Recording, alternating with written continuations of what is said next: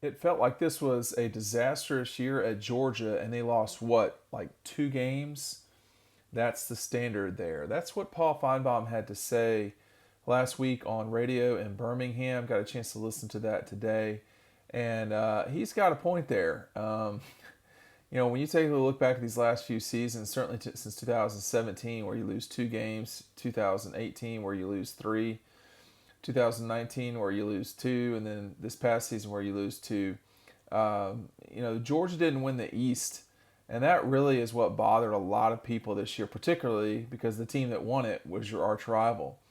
But when you look at this, and Paul Feinbaum has got a regional perspective about things. He says, "I felt like this was it felt like this was a disastrous year at Georgia, and they lost what 2 games." And then of course people will and people do this in the comments section. They'll say, "Well, they lost only 2 games that against the good teams."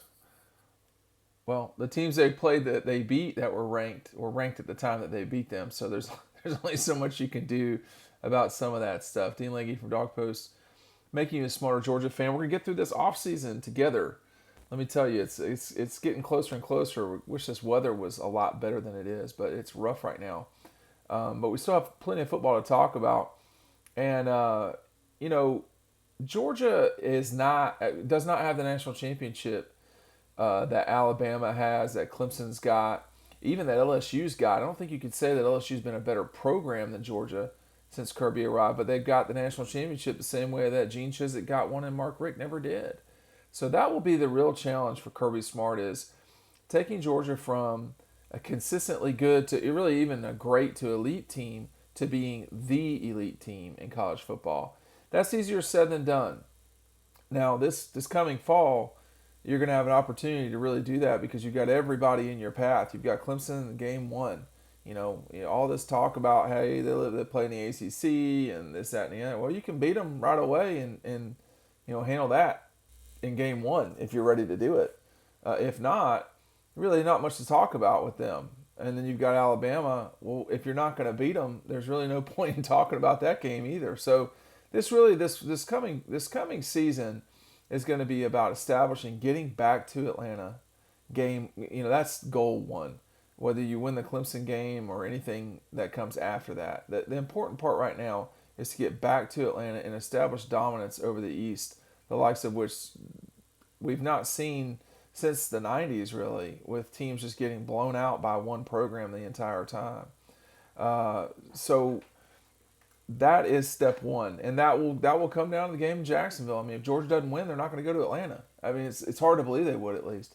So that's going to be the most important game for sure. And then the game after that would probably be Clemson, a game both teams probably could lose and survive. But if you're Georgia, you've got a real chance to put Clemson behind the 8 ball. I mean, what other game do the Tigers play where they can point to and say, well, yeah, we lost the game to Georgia, but we beat, a ranked NC State team or a ranked Louisville team or even a ranked North Carolina team. I mean, you're really pushing it. Florida State's maybe they'll be ranked this coming fall. So it's a real opportunity for Georgia to end it. And if you don't win that game, you're going to have to run the table. I mean, I don't see how you have a 2-loss Georgia team getting into the playoff. I say that now. We'll just have to see. But what about what Paul had to say?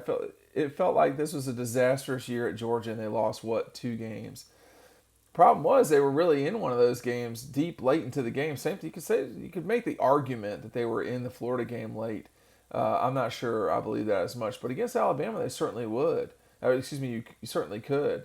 But this is a very, very different Georgia team than played Alabama and played the Gators. This is a completely different offense than we saw in those 2 games. I mean, first of all, Stetson Bennett getting hurt in that Florida game when Georgia goes up 14-0, that was problematic in that specific game. But you're not talking about injuries unless you're talking about the recovery of JT Daniels' injury from an ACL injury a year ago. He is the key to this thing, and he proved that the last 4 games of the year. Just go back and look at the statistics. just throwing all over people. Did not play well against Cincinnati and had almost 400 yards of passing. Had 400 against Mississippi State. Threw it all over Missouri and threw whenever he wanted to against South Carolina. You know, this is not going to end until Kirby Smart wins the national championship. And there's plenty to criticize Kirby about. I mean, there's no question about that. But as Paul continues to say,